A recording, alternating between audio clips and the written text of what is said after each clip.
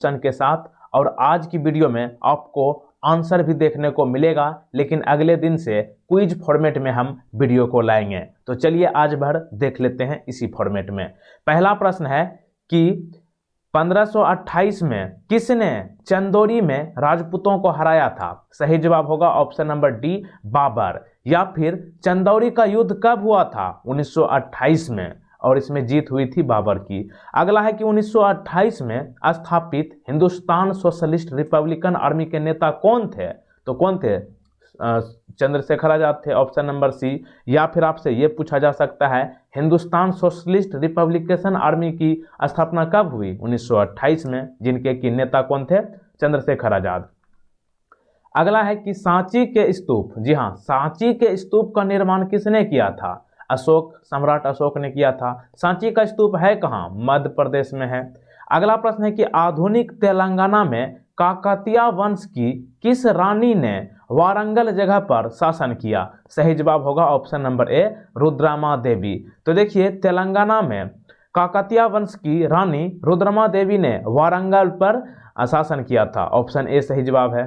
अगला प्रश्न है, इनमें से कौन सा मुगल शासक अशिक्षित था, मतलब पढ़ा लिखा नहीं था? इनमें से कौन सा मुगल शासक? तो ये था आपका अकबर। ऑप्शन नंबर सी यहाँ पे सही जवाब है। अगला है, आजाद हिंद फौज की स्थापना कहाँ की गई थी? सिंगापुर में की गई थी। अगला है कि भारतीय उपद्रव का पिता किसे कहा जाता है? भारतीय उपद्रव का पिता जो है बाल गंगाधर तिलक को कहा जाता है। Option number B. अगला है, बारडोली सत्याग्रह आंदोलन का नेतृत्व किसने किया था? देखिए, इसका ऑप्शन जो है अगले पेज पर चला गया है। वैसे आपको ध्यान रखना है, बारडोली सत्याग्रह आंदोलन का नेतृत्व जो है सरदार वल्लभ भाई पटेल ने किया था। ओके, सरदार वल्लभ भाई पटेल, जिसे कि भारत का लौह पुरुष कहा जाता है।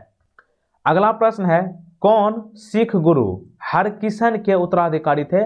हरकिशन के उत्तराधिकारी मतलब हरकिशन के पुत्र का क्या नाम था? गुरु तेग बहादुर था। Option number B. अगला है कि लॉर्ड कॉर्नवालिस को किस लिए जाना जाता है? लॉर्ड कॉर्नवालिस को बंगाल की अस्थायी राजस्व व्यवस्था के लिए जाना जाता है। Option A. अगला देख लीजिए, ईस्ट इंडिया कंपनी का गठन किस वर्ष हुआ था? कई बार पूछा हुआ है। ईस्ट इंडिया का गठन जो है 1600 ईस्वी में हुआ था। Option number C. गदर पार्टी के संस्थापक कौन थे? इनमें से, तो देखिए ऑप्शन में जितने भी दिए गए हैं, इनमें से गदर पार्टी के संस्थापक में से एक सदस्य थे सोहन सिंह भाकना। ठीक ना, Sohan Singh Bhakna. Option number B. अगला है, अकबरनामा किसने लिखा था? अकबरनामा जो है किसने लिखा है? अबुल फजल ने लिखा है। Option A. किस सिख गुरु ने खालसा की शुरुआत की थी? खालसा की शुरुआत जो है गुरु गोविंद सिंह ने की। Option number B. अगला है कि लॉर्ड क्लाइव ने सिराजुद्दौला को किस युद्ध में हराया था? लॉर्ड क्लाइव ने सिराजुद्दौला को प्लासी का युद्ध में हराया था। Option number A. अगला प्रश्न 16 नंबर, संस्कृत नाटक नागानंद की रचना किसके द्वारा की गई थी? तो नागानंद की रचना जो है हर्षवर्धन ने की थी। Option number B. तो देखिए, हम ये सभी क्वेश्चन जो है वन लाइनर के रूप में 500 क्वेश्चन जो आपको हिस्ट्री का कराया है उसमें करा चुका हूं। अब यहां पर जो है हम आपको प्रैक्टिस करा देंगे ताकि आपको याद हो जाए। अगर आप 500 वाले हिस्ट्री का क्वेश्चंस वाली वीडियो नहीं देखे हैं तो देख लीजिएगा, इस वीडियो को खत्म होने के बाद लिंक नीचे डिस्क्रिप्शन में दे दूंगा। ठीक ना। अगला प्रश्न आपके स्क्रीन पर है, भारत की प्रथम महिला मुस्लिम शासक कौन थी? रजिया सुल्तान थी। Option B. अगला प्रश्न देख लीजिए, ब्रिटिश भारत के प्रथम गवर्नर जनरल कौन थे? ब्रिटिश भारत के प्रथम governor general Lord William Bentinck थे। Option number A. अगला देख लीजिए, तक्षशिला विश्वविद्यालय किन दो नदियों के बीच स्थित था? तक्षशिला विश्वविद्यालय जो है सिंधु तथा झेलम नदियों के बीच में है, और तक्षशिला विश्वविद्यालय वर्तमान में पाकिस्तान में है। अगला है कि ऋग्वेद में सबसे प्रमुख देवता किसे माना जाता है? इंद्र को माना जाता है। 17 दिसंबर 1927 को जॉन सांड्स की हत्या किसने की थी? भगत सिंह ने की थी। ऑप्शन नंबर ए। या फिर यह पूछा जा सकता है कि जॉन सांड्स की हत्या किस वर्ष की गई थी? 1927 में। अगला है, सरदार वल्लभ भाई पटेल, इसी का ऑप्शन छूट गया था पीछे जो मैं आपको बोल रहा था, मतलब बारडोली सत्याग्रह के नेतृत्व किसने किया था? यही सरदार वल्लभ भाई पटेल। या फिर देखिए क्वेश्चन इस तरह से पूछ लेगा कि सरदार वल्लभ भाई पटेल किसका अग्रणी थे? बारडोली सत्याग्रह, जिसका कि ऑप्शन आपको नहीं बता पाया था। अगला है कि किस अधिनियम ने ईस्ट इंडिया कंपनी के व्यापारिक एकाधिकार को समाप्त कर दिया था। तो देखिए 1813 का चार्टर अधिनियम जो है ये ईस्ट इंडिया कंपनी के व्यापारिक एकाधिकार को समाप्त कर दिया था। Option number D. अगला है कि पूना समझौता महात्मा गांधी और किसके बीच हुआ था। तो देखिए मैंने आपको कल ही बताया था 500 क्वेश्चंस वाली वीडियो में, पूना समझौता जो है महात्मा गांधी और भीमराव अंबेडकर के बीच हुआ था। Option D. अगला प्रश्न देख लीजिए, किस गवर्नर जनरल ने भारत में सती प्रथा का अंत किया था। तो सती प्रथा का अंत जो है लॉर्ड विलियम बेंटिक ने किया था। Option C. अगला प्रश्न है, अपने शासन के दौरान अंग्रेज किसानों को मद्रास में क्या उगाने के लिए मजबूर करते रहे। तो ये होगा आपका चावल। मैंने आपको बताया था कि असम में किसानों को चाय उगाने के लिए अंग्रेज मतलब अथी करते थे, तंगवाही करते थे, और यहाँ पे मद्रास में चावल उगाने के लिए, ठीक ना। अगला है दिद्दा नाम, ये आपको याद होगा, मैंने आपको बताया था। दिद्दा नाम की रानी ने भारत के किस भाग पर 980 से 1003 तक शासन किया। तो बंगाल हो जाएगा। दिद्दा नाम की रानी जो है बंगाल में 980 से 1003 तक शासन किया था। अगला प्रश्न देख लीजिए, 7वीं सदी के बड़े भूस्वामी और योद्धा सरदार को उस समय के राजा किस रूप में मान्यता देते थे। यानी कि 7वीं सदी में जिसके पास बहुत ज़्यादा जमीन या फिर योद्धा थे उसे राजा क्या कह करके बुलाते थे, सामंत कह के बुलाते थे। Option C. आगरा का किला किसके द्वारा बनाया गया था। तो आगरा का किला अकबर के द्वारा बनाया गया था। Option B. अगला क्वेश्चन देख लीजिए, अपने शासन के दौरान अंग्रेज किसानों को पंजाब में क्या उगाने के लिए मजबूर करते थे। तो ये होगा आपका कपास। आसाम में पूछे तो चाय, और इसके बाद क्या बोले मद्रास, मद्रास में चावल, और यहाँ पे किधर गया भाई पंजाब, पंजाब में क्या हो जाएगा कपास, ठीक ना।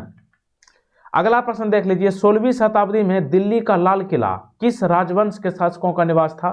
तो ये होगा आपका मुगल ही होगा। अगला प्रश्न देखिए 32 नंबर है, अपने शासन के दौरान अंग्रेज किसानों को बंगाल में क्या उगाने के लिए मजबूर करते रहे। झूठ होगा। देखिए मैं आपको 4 चीजें बता चुका हूं। अगर आपसे पूछे असम तब होगा चाय, अगर आपसे पूछे मद्रास तो मद्रास में चावल उगाने के लिए किसान को मजबूर किया जाता था, और पंजाब में कपास, अभी थोड़ा देर पहले बताया। और अब आपको ध्यान रखना है बंगाल में जूट उगाने के लिए किसान को मजबूर किया जाता था। अगला प्रश्न देख लीजिए, किसके नेतृत्व में मंगोलों ने 1219 के उत्तर पूर्वी ईरान में ट्रांस आक्सियाना पर हमला किया। तो ये होगा आपका Changez Khan. Option number D. अगला क्वेश्चन नंबर 34, किस मुगल सम्राट के शासन के दौरान भारतीय मुगल चित्रों का उद्गम हुआ था। यानी कि भारतीय मुगल चित्रों का उद्गम जो है किस सम्राट के समय में हुआ था। तो ये होगा आपका हुमायूं। अगला क्वेश्चन देख लीजिए, दारा शिकोह अपने भाई किसके साथ संघर्ष में मारा गया था। तो देखिए दारा शिकोह जो है औरंगजेब के संघर्ष में मारा गया था, मतलब इन्हीं के साथ संघर्ष था। Option number B. Question number next, Al Biruni द्वारा अरब में लिखित किताब जिसमें उपमहाद्वीप का लेखा जोखा मिलता है, उस किताब का क्या नाम है। तो उस किताब का नाम है किताब अल हिंद, ठीक ना। और यहाँ पे आपसे ये भी पूछा जा सकता है कि किताब अल हिंद की लेखक किसने की है, मतलब इसको किसने लिखा है, अल बेरूनी, ठीक ना। अगला क्वेश्चन देख लीजिए 37 नंबर, 1930 में किसकी गिरफ्तारी के कारण पेशावर की सड़कों पर उग्र प्रदर्शन हुए थे। तो ये होगा आपका Abdul Ghaffar Khan. Option number A. Question number 38, इनमें से कौन ईरान, इराक और वर्तमान तुर्की के शासक तैमूर के प्रवर्ती थे। तो ये होगा आपका मुगल हो जाएगा। हुमायूं का मकबरा कहाँ स्थित है। हुमायूं का मकबरा जो है नई दिल्ली में है। Option number B. अगला क्वेश्चन देख लीजिए, 12वीं सदी के मध्य में तोमर राजपूतों को किसके चौहानों ने परास्त किया था। मतलब कहाँ के चौहानों ने 12वीं सदी के मध्य में तोमर राजपूतों को हराया था। तो ये होगा आपका अजमेर के चौहान। Option number B. अगला क्वेश्चन, नमक सत्याग्रह में गांधी जी की टोली कितने दिनों तक चली थी। यानी कि पैदल जो चली थी गांधी जी की टोली नमक सत्याग्रह के लिए कितनों दिनों की चली थी, 24 दिनों के लिए। Option A. नालंदा महाविहार जो कि बिहार में है, इसका निर्माण शुरू में किसने करवाया था। कुमारगुप्त ने करवाया था। ऑप्शन सी। सुल्तान महमूद कहाँ का शासक था। सुल्तान महमूद जो है ये आपका गजनी का शासक था। Option number B. गोल गुंबज को किसने अभिकल्पित किया था। गोल गुंबज जो कि बीजापुर में है, इसका कल्पित जो है दाबुल के याकूत के द्वारा किया गया था। Option number D. अकबर कितने वर्ष की आयु में सम्राट बना था? 13 वर्ष की आयु में बना था। अगला क्वेश्चन देख लीजिए, इनमें से किसको उसकी शेष जिंदगी के लिए औरंगजेब ने कैद कर दिया था? तो यही है शाहजहां, ताजमहल के जन्मदाता, ठीक ना। इसको जो है औरंगजेब ने उसकी शेष जिंदगी के लिए कैद करके जेल में डाल दिया था। Option number B. अगला है कि 1928 में भारत में आए उस कमीशन का नाम बताएं जिसका उद्देश्य भारत की संवैधानिक व्यवस्था में सुधार करना था। तो देखिए, भारत में साइमन कमीशन जो आया था, इसका उद्देश्य था कि भारत की संवैधानिक ढांचा को तैयार किया जाए। Option number D. अगला है कि उस ब्रिटिश जनरल का नाम बताइए जो जालियांवाला बाग हत्याकांड के लिए जिम्मेदार था। तो ये था आपका जनरल डायर। जालियांवाला बाग हत्याकांड कब हुआ था? 13 अप्रैल 1919। इनमें से किसने जब 1494 में फरगना राज्य का उत्तराधिकारी प्राप्त किया, तब उस समय जो है उसकी उम्र केवल 12 वर्ष की थी? बाबर हो जाएगा ऑप्शन नंबर डी। यानी कि बाबर ने जब 1494 में फरगना राज्य का उत्तराधिकारी प्राप्त किया, उस समय बाबर की उम्र जो है केवल 12 वर्ष थी। 1918 में महात्मा गांधी सूती कपड़ा कारखानों के मजदूरों के बीच सत्याग्रह आंदोलन चलाने कहां जा पहुंचे थे? अहमदाबाद पहुंचे थे। Option number D.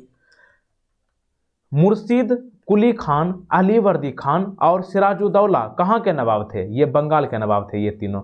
अगला है कि शेर खान ने किसको चौसा यानी कि 1539 में और कन्नौज 1540 में हराकर उसे ईरान की ओर भागने के लिए बाध्य किया था? तो यहाँ पे आपका हो जाएगा हुमायूं। Option number B. मतलब जो है चौसा का युद्ध कब हुआ था? 1539 में। और कन्नौज का कब युद्ध हुआ था? 1540 में। और दोनों युद्ध जो है शेर खान और हुमायूं के बीच हुआ था, जिसमें कि जीत जो है शेर खान को हुआ था और हुमायूं जो है किधर भाग के चला गया था? ईरान की ओर अपना रुख कर लिए थे, ठीक ना। तो ऑप्शन बी हो जाएगा हुमायूं। अगला क्वेश्चन देख लीजिए, गोल गुंबज कहाँ है? बीजापुर में है? बीजापुर नहीं है। बीजापुर कहाँ है? कर्नाटक में है। तो ध्यान रखिएगा, गोल गुंबज बीजापुर में है और बीजापुर कर्नाटक में है। नूरजहां किस मुगल शासक की पत्नी थी? नूरजहां जो है जहांगीर की पत्नी थी। Option number D. यहाँ इनमें से सबसे पहले तोमर राजपूतों के काल में राजधानी कहाँ बनी थी? तो ये आपका दिल्ली में बनी थी। Option number A. अगला क्वेश्चन है, राजेंद्र प्रथम। राजेंद्र प्रथम किसके पुत्र थे? राजराज प्रथम के थे। Option number D. ध्यान रखिएगा, राजराज प्रथम जो है इनके पुत्र थे कौन? राजेंद्र प्रथम, ठीक ना। अगला क्वेश्चन देख लीजिए, चोल अभिलेखों में उल्लेखित भूमि की विभिन्न कोटियों के अनुसार किसको मंदिर में उपहार में दी गई भूमि कहा जाता था? तो ये होगा आपका देवदान। ध्यान रखिएगा, देवदान जो है चोल अभिलेखों में उल्लेखित किया गया है कि जमीन जो कि मंदिर में उपहार में दिया जाता था उसको देवदान कहा जाता था, ठीक ना। और वहीं पे अगर आपसे पूछे कि चोल अभिलेखों में उल्लेखित भूमि की विभिन्न कोटियों के अनुसार किसको ब्राह्मणों को उपहार में दी गई भूमि कहा जाता था? तो ये होगा आपका ब्रह्मदेव। Option number B. यानी कि ब्राह्मण को दी गई जमीन उपहार में ब्रह्मदेव कहलाता था और मंदिर में दी गई जमीन जो है उपहार में देवदान कहलाता था। तो यहाँ पे ऑप्शन बी। अगला क्वेश्चन देख लीजिए, पृथ्वीराज तृतीय कहाँ का सबसे प्रसिद्ध शासक था? मतलब किसका सबसे प्रसिद्ध शासक था पृथ्वीराज तृतीय? चाहमान हो जाएगा। Option number A. Question number next, Dhamek Stupa का निर्माण किसने किया था? धामक स्तूप का निर्माण सम्राट अशोक। Option C. फ्रांसीसी क्रांति किस वर्ष हुई थी? फ्रांसीसी क्रांति जो है 1789 में हुई थी। ऑप्शन नंबर सी सही जवाब है। अबुल फजल जो है किस सूफी संत के पुत्र थे? अबुल फजल जो है किस सूफी संत के पुत्र थे? शेख मुबारक के पुत्र थे। ऑप्शन नंबर ए। भारतीय राष्ट्रीय कांग्रेस का प्रथम विभाजन कहाँ के सत्र में हुआ था? तो ये हुआ था सूरत अधिवेशन में। भारतीय राष्ट्रीय कांग्रेस दो भागों में टूट गया था, एक था गरम दल, दूसरा था नरम दल, ठीक ना। अगला देख लीजिए, प्रथम बौद्ध परिषद कहाँ आयोजित हुई थी? ये आपका राजगीर, बिहार के नालंदा का राजगीर में प्रथम बौद्ध परिषद आयोजित की गई थी। सातवाहन साम्राज्य के संस्थापक कौन थे? सिमुक थे। Option number B. विक्रमशिला विश्वविद्यालय के संस्थापक कौन थे? यह आपका होगा धर्मपाल। ध्यान रखिएगा, विक्रमशिला पूछे तब होगा धर्मपाल और नालंदा पूछे तब होगा आपका कुमारगुप्त।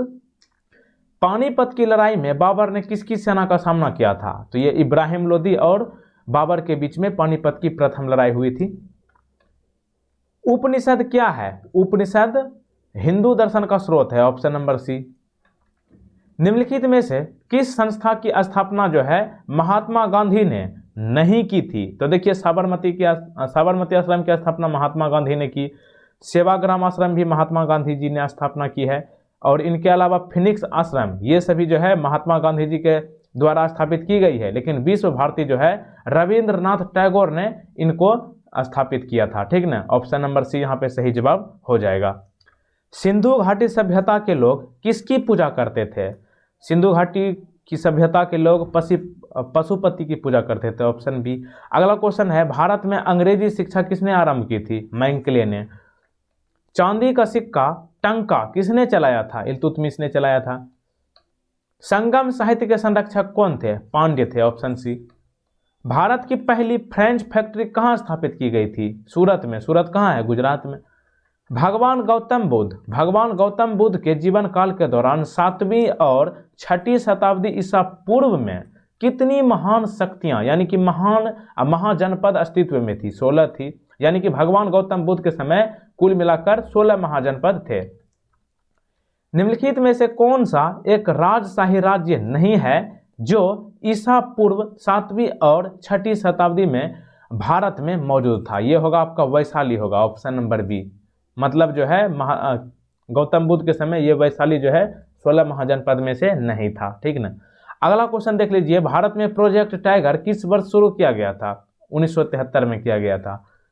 क्वेश्चन नंबर नेक्स्ट, इनमें से उस राज्य का नाम बताइए जो चंद्रगुप्त प्रथम को लिच्छवियों से दहेज में मिला था। तो उस शहर का नाम है पाटलिपुत्र। चालुक्य वंश की संस्थापक किसने की थी? चालुक्य वंश का संस्थापक जो है पुलकेशन प्रथम को माना जाता है, ऑप्शन नंबर ए। अगला क्वेश्चन देख लीजिए, इनमें से कौन पहला मुस्लिम शासक था जिसके साम्राज्य ने लगभग पूरे भारत को उसके दक्षिण भारत तक घेरा हुआ था? तो ये था आपका अलाउद्दीन खिलजी, ऑप्शन नंबर